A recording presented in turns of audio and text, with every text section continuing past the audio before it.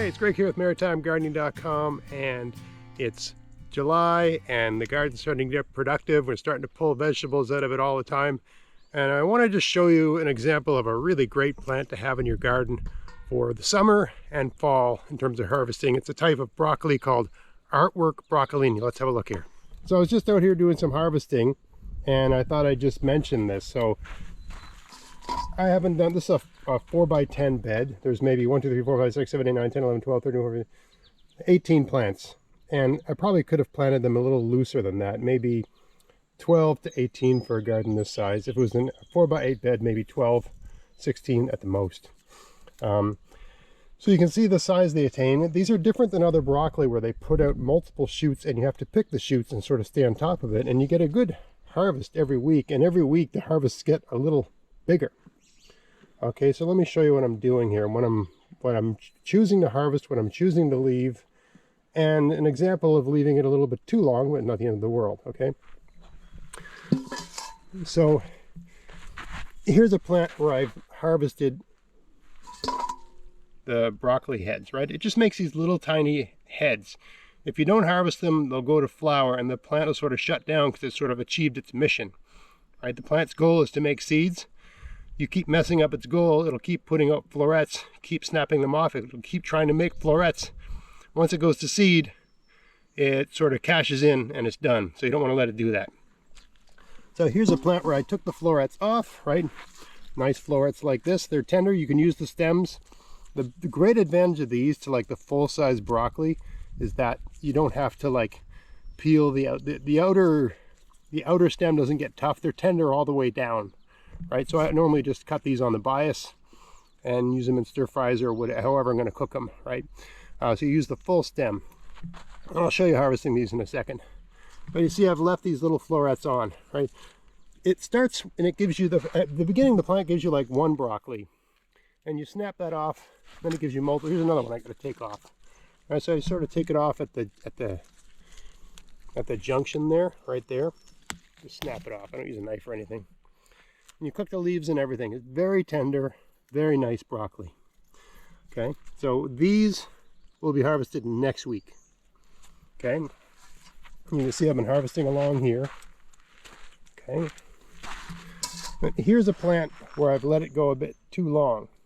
Right, instead of being a nice tight floret like this, it's starting to open up, right? This plant's getting ready to make flowers. So you got to get that. You can still use that, but you want to get it off before it looks like this, right? You want them when they look like this or before. And you just snap it off just ahead of a, what's that called? Like a segment. And you'll see how there's a new one forming up in the little corner there, right? Another one. I'll take this one off. You can see there's a new one forming there, new one forming there. All right, and you just go along and you do that for the entire bed.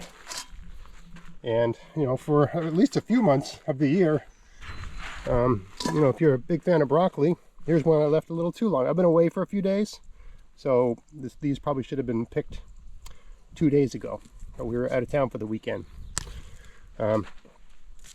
Anyway, picking all of these, right? Have to use them in our supper tonight. Now, I mean, if you're overwhelmed and you have too many of these, like any crucifer, and I've shown in many videos, I'll put a link to one at the end. You can blanch and freeze these just fine. I enjoy these so much. I mean, our whole family, even my kids, who are teenagers, actually, not really kids anymore. They're young people, but even they like broccoli. I'd say they like it more than a lot of other greens. Anyway, I got a little bit more to pick here, but I think you get the idea, right? By the time I'm done, I'll have a full big bowl of broccoli, enough for, I'd say, here's what I let fall, enough for about 2 meals.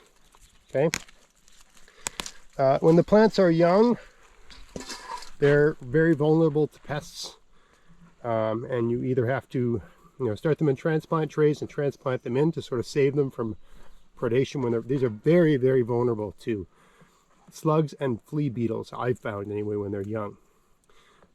So you either have to treat them regularly with something, and put slug bait out, or start them in, you know, seed trays and transplant them when they're about 6 inches high. They'll still get mercilessly attacked by flea beetles and slugs, and even when they're 6 inches high, they'll still need a little treatment. I just use a insecticidal soap, one that's approved for use in organic applications. But you can see these are getting attacked, but it's the lower leaves, right? This is flea beetle and slug damage, and probably caterpillar damage as well. But generally speaking, they're attacking the lower leaves, right? So I haven't treated these plants in, I'd say, a month, right? And I mean, look at them, they're healthy looking plants. It's just the lower leaves that are getting attacked. The upper leaves seem to be okay. So it's sort of a great, sustainable, easy to maintain plant. I got a nice mulch down here. Have not watered them. I mean, the week I started these as transplants, and then I transplanted them in, I don't know, sometime in May. And once they were a good, you know, 8 inches high, I'd say, I put all these leaves down. The week I transplanted them, I watered them every other day, but they haven't been watered since. They're just hanging out fine, doing great. This leaf mulch, this soil isn't bone dry, but it's all, the soil isn't super moist, but it's also not bone dry. Right, so leaves do a great job of keeping the soil, maintaining the moisture levels in the soil. Yes, leaves are great. They, you know, the flea beetles like the leaves, and the slugs like the leaves. Yes, that's all true. But I haven't done anything here for a month, and I'm getting all this broccoli. So if you're not doing anything and you're getting vegetables and everything looks healthy, that's a win.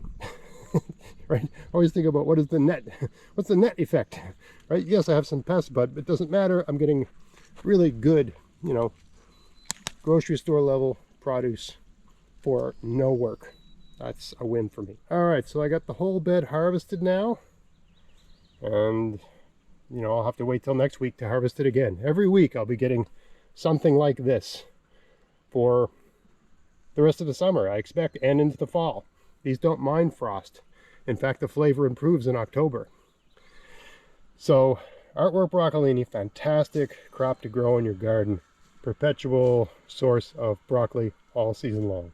All right, just a short video on a great variety of broccoli to grow in your garden. Hope you found this interesting. If you did, please like, share, subscribe. Check out my podcast at maritimegardening.com. Check out my articles at maritimegardening.substack.com. Until next time, get out there, get at it, have fun in your garden. Thanks for watching.